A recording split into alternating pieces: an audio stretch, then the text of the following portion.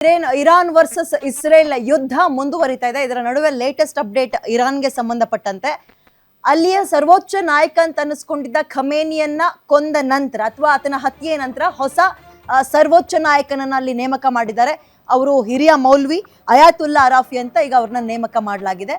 ಇದರ ನಡುವೆ Iran versus Israel ಯುದ್ಧ ಮುಂದುವರಿತಾ ಇದೆ. ಇರಾನ್ನ ಬಹಳ ಪ್ರಮುಖ ಜಾಗಗಳನ್ನ ಗುರಿಯಾಗಿಸಿಕೊಂಡು ಇಸ್ರೇಲ್ ತನ್ನ ಆರ್ಭಟವನ್ನು ಮುಂದುವರಿಸ್ಕೊಂಡು ಹೋಗಿದೆ. ಸೊ ಈಗ ಇನ್ನು ಮುಂದಕ್ಕೆ ಅಮೇರಿಕ ಅಂದುಕೊಂಡಿತ್ತು, ಅಮೇರಿಕಾಗೆ ಬೇಕಾಗಿರೋದು ಇರಾನ್ನಲ್ಲಿ ಅಮೇರಿಕಾ ಫ್ರೆಂಡ್ಲಿ ಸರ್ಕಾರವನ್ನು ರಚನೆ ಮಾಡಬೇಕು ಅಂತ, ಇಸ್ರೇಲ್ಗೂ ಮಾನ್ಯತೆ ಕೊಡಬೇಕು ಅಂತಿತ್ತು. ಇದನ್ನು ಅಯಾತುಲ್ಲಾ ಅರಾಫಿಯಿಂದ ನಿರೀಕ್ಷೆ ಮಾಡ್ಬೋದಾ? V don't no. ಅವರ ಹಿನ್ನೆಲೆ ಗೊತ್ತಿಲ್ಲ. ಸದ್ಯ ಕೇಳಿ ಬರ್ತಾ ಇರುವಂಥದ್ದು ಅವರೊಬ್ಬ ಹಿರಿಯ ಮೌಲ್ವಿ ಅಂತಷ್ಟೇ. ಅವರ ಸಿದ್ಧಾಂತಗಳು ಈ ಪ್ರಮಾಣದಲ್ಲಿ ಮೂಲಭೂತವಾದಿತನವ ಅಥವಾ ಹೇಗಿದೆ ಶಾಪಹೆಲ್ಲವಿ ಥರ ಸೌಮ್ಯ ಸ್ವಭಾವದವರ? We don't know. ಕಾದ್ ನೋಡೋಣ. ಇನ್ನು ಸ್ವಲ್ಪ ಹೊತ್ತಲ್ಲೇ ಆ ಡೀಟೇಲ್ಸ್ನು ಕೂಡ ಕಲೆ ಹಾಕಿ ನಿಮ್ಮ ಮುಂದೆ ತರುವಂತಹ ಪ್ರಯತ್ನವನ್ನು ನಾವು ಮಾಡ್ತೀವಿ. ಇದರ ನಡುವೆ ಅರಬ್ ಕಂಟ್ರಿಗಳು ಹೊತ್ತುರಿತಾ ಇದೆ, ಗಮನಿಸ್ತಾ ಇದ್ದೀರಿ. ಆಮೇಲೆ ಇನ್ನೊಂದೇನಪ್ಪ ಅಂದರೆ ಇದನ್ನು ವಿಪರ್ಯಾಸ ಅನ್ನೋದು ಅಥವಾ ಅವರ ನೋವು ಅನ್ನೋದು ಗೊತ್ತಿಲ್ಲ. ಖಮೇನಿಯನ್ನ ಕೊಂದದ್ದಕ್ಕೆ ನಮ್ಮ ದೇಶದಲ್ಲೂ ಕೂಡ ಕಣ್ಣೀರು ಹಾಕ್ತಾ ಇದ್ದಾರೆ. ಕಣ್ಣೀರು ಹಾಕೋದೊಂದು ಕಡೆ ಇರಲಿ, ಪ್ರತಿಭಟನೆಯನ್ನು ಕೂಡ ಮಾಡ್ತಾ ಇದ್ದಾರೆ. ಪಕ್ಕದ ದೇಶದಲ್ಲಿ ಅಂದರೆ ಪಾಕಿಸ್ತಾನದಲ್ಲಿ ಅಮೇರಿಕದ ರಾಯಭಾರಿ ಕಚೇರಿಗೆ ಹೋಗಿ ಬೆಂಕಿ ಹಚ್ಚುವ ಕೆಲಸವನ್ನ ಮಾಡಿದ್ರು. ಕಾಶ್ಮೀರದಲ್ಲಿ ಇನ್ನೊಂದು ರೀತಿಯ ಗೋಳಿದೆ.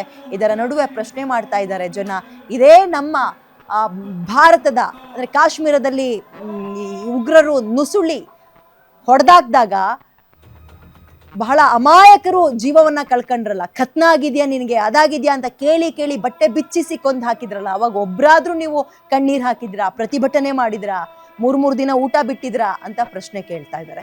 ಇರಲಿ, ಅವರವರ ಅಭಿಪ್ರಾಯ, ಅವರವರ ಸಿದ್ಧಾಂತಗಳು ಅವರವರಿಗೆ. ಇದರ ನಡುವೆ ಇರಾನ್ನ ಸರ್ವೋಚ್ಚ ನಾಯಕ ಅಂತ ಅನಿಸ್ಕೊಂಡಿದ್ದ ಖಮೇನಿಯ ಸುಳಿವೇ ಇಲ್ಲದಂತೆ, ಅಂದರೆ ಅವರ ಇಡೀ ಕುಟುಂಬಸ್ಥರನ್ನು ಕೂಡ ತೊಡೆದು ಹಾಕುವ ಅಥವಾ ಕ್ಲೀನ್ ಮಾಡುವ ಕೆಲಸವನ್ನ ಅಮೇರಿಕ ಅತ್ಯಂತ ಯಶಸ್ವಿಯಾಗಿ ಮಾಡಿದೆ. ಆರಂಭದಲ್ಲಿ ಇದನ್ನು ನಂಬೋದಕ್ಕೆ ಸ್ವಲ್ಪ ಕಷ್ಟ ಅಂತ ಅನಿಸ್ತು. ಬಿಕಾಸ್ ಯಾರು ಕೂಡ ಗಟ್ಟಿ ಧ್ವನಿಯಿಂದ ಖಮೇನಿ ಇಸ್ ನೋ ಮೋರ್ ಅಂತ ಹೇಳಿಲ್ಲ. ಈ ಪದವನ್ನು ಬಳಸಿದ್ದು ಅಮೇರಿಕಾದ ಅಧ್ಯಕ್ಷ, ಕೆಲವೊಂದು ಸಲ ತಲೆಕೆಟ್ಟ ನಿರ್ಧಾರಗಳನ್ನು ತೆಗೆದುಕೊಳ್ಳುವ ಟ್ರಂಪ್.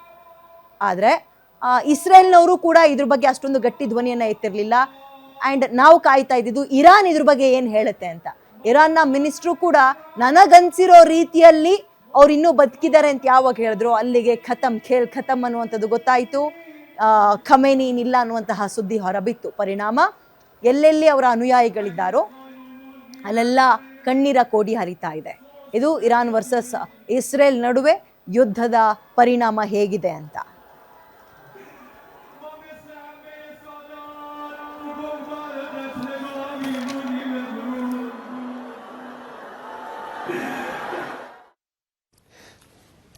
الله أكبر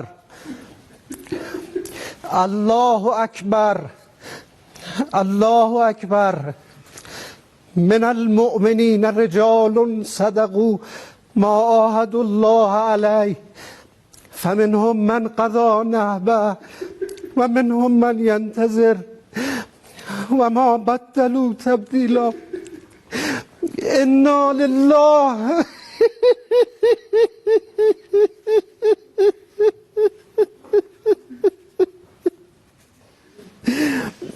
إنا لله وإنا إليه راجعون.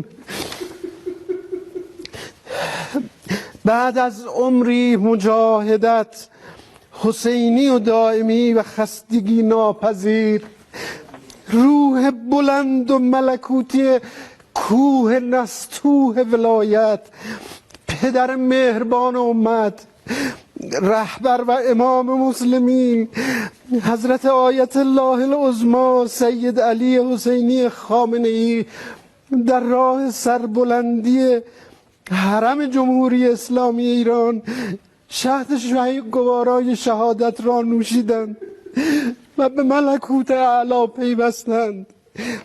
خدای بزرگ و شکست ناپذیر با ملت